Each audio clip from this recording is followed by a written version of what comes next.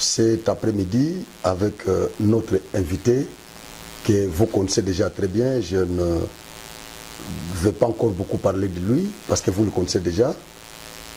Avec lui, nous allons aborder une question très pertinente, la question qui fait parler beaucoup de gens, la question qui fait parler même ceux qui n'ont pas fait les études de droit, la question qui fait parler même les charpentiers, les cordonniers, les maçons, tout le monde, même les mamans maraîchères. La question qui fait parler presque tout le monde.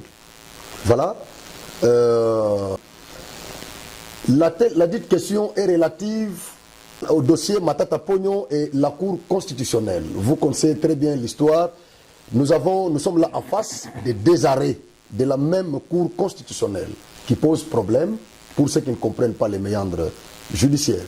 Notre invité, c'est un avocat, un professionnel de droit. Il n'est pas sur notre plateau à sa première fois.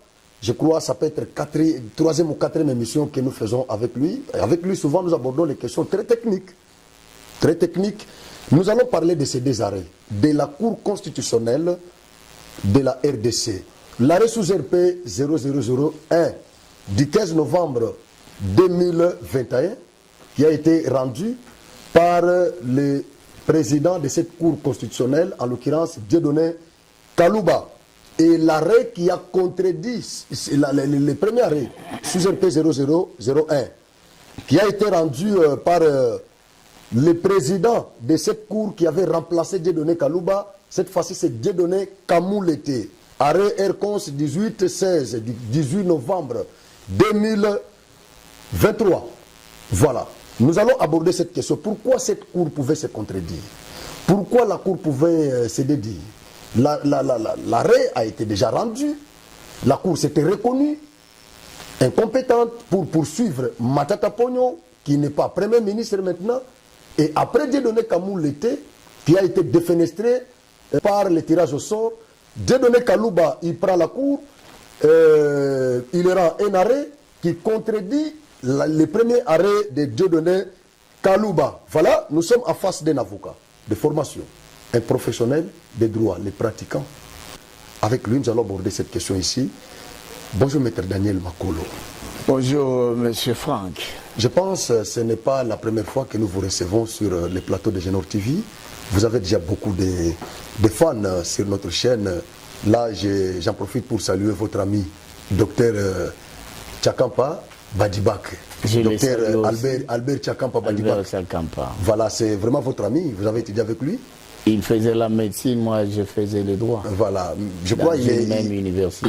Il est maintenant il est aux États-Unis. Il est aux États-Unis. Voilà, nous en profitons pour vous saluer, docteur. En tout cas, nous parlons beaucoup avec lui de temps en temps. Quand il nous avait vu sur notre plateau, il était très content. Il m'a dit, waouh, vous avez reçu, il vous appelait comment? Daniel Makolo Wakankou. En tout cas, voilà, merci. J'en profite pour les saluer et sa chère épouse. Oui. Voilà, et moi aussi, à mon côté, je salue M. Christian Mukendi. Je ne sais pas si vous le connaissez. C'est un Kanangé qui a construit un flat hôtel. C'est vraiment magnifique, je vous dis. Du côté de l'aéroport. Ah, vous connaissez déjà. Du côté de l'aéroport. Donc, Jardin Capibé.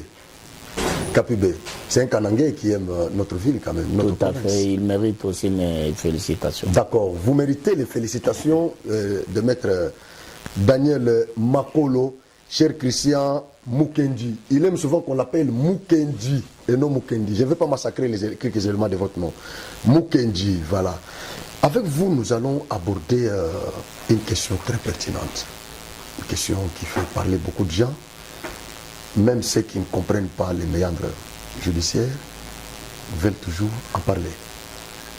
Qui est relative au conflit qui oppose Matata Pognon et le ministère public.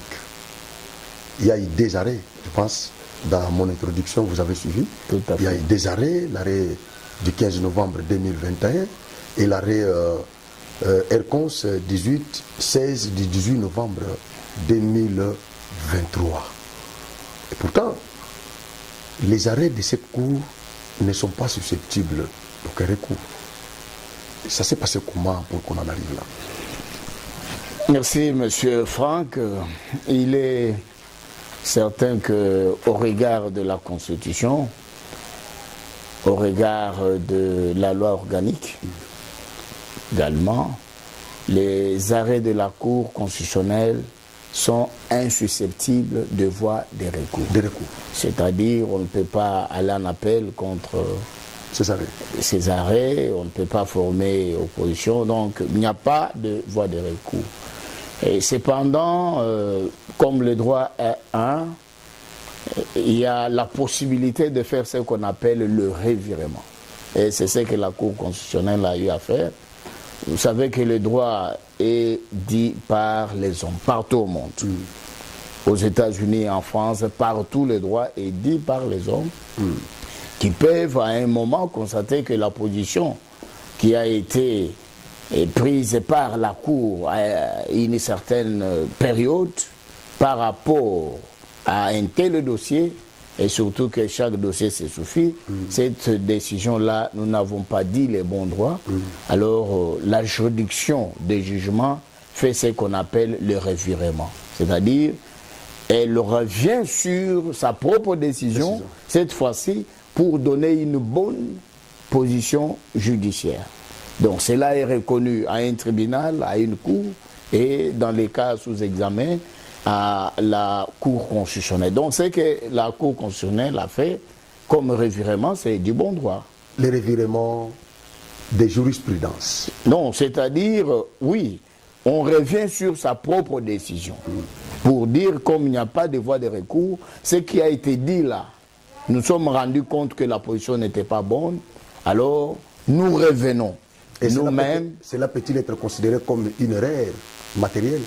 Il y a une erreur matérielle qui peut pousser au juge de procéder par revirement de jurisprudence. Mais je dis que le droit est dit par des hommes. Ils peuvent constater que la position telle que prise pose problème.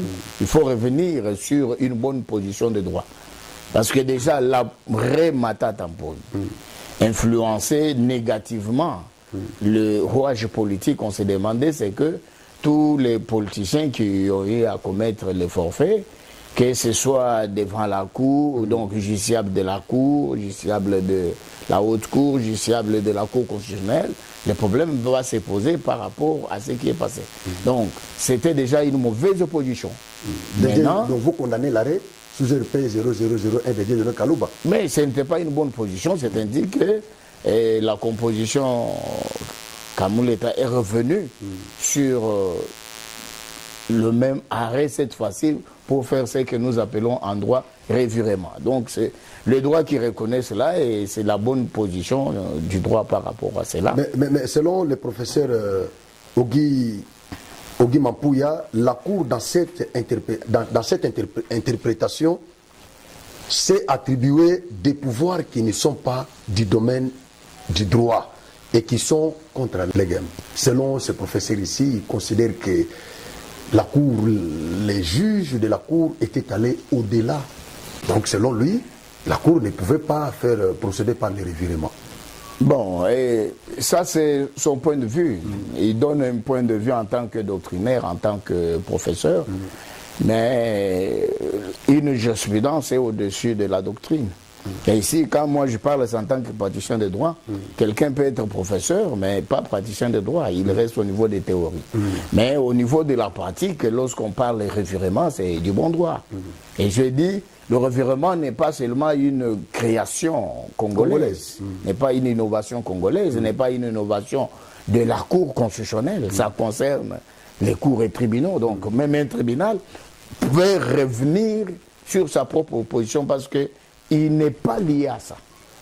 Mais Dieudonné Kamoulete, qui a pris cet arrêt, qui a rendu cet arrêt, était dans la composition des juges qui avaient rendu le premier arrêt sous RP 0001. Comment il ne pouvait pas montrer, sa position là? Non, je préfère que nous puissions mettre de côté les individualités. Posons le problème en termes de la Cour constitutionnelle. D'accord.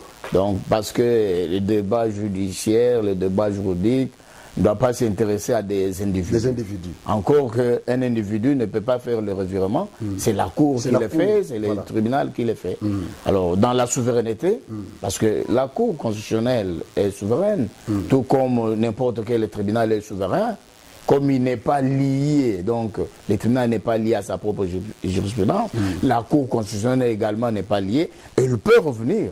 C'est ce qu'elle a fait, donc c'est du bon droit. En tant que praticien, donc c'est une bonne position qui a été dégagée. D'accord. Ça permet actuellement donc à celui qui est en fonction et à celui qui a été en fonction et d'être poursuivi par la justice. C'est comme l'article 164 de notre Constitution qui parle du président de la République, du Premier ministre en fonction.